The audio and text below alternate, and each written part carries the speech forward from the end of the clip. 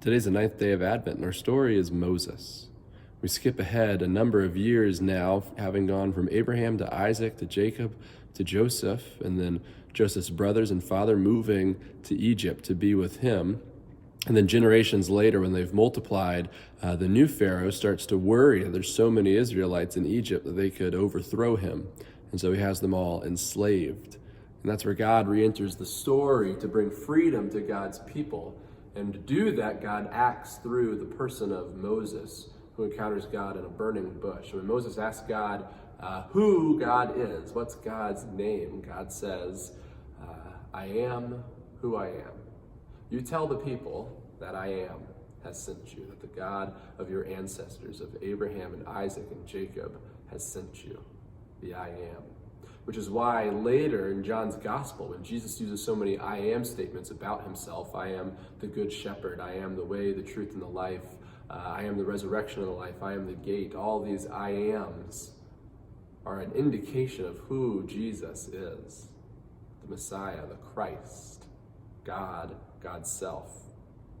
The other thing I think is important about this revelation of God in the burning bush is that it shows us clearly the kind of God that God is. God is a God of the underdog.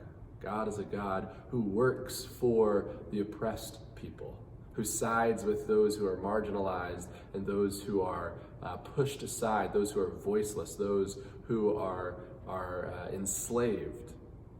Right? God doesn't pick the side of Pharaoh, the side of power, the side of earthly might.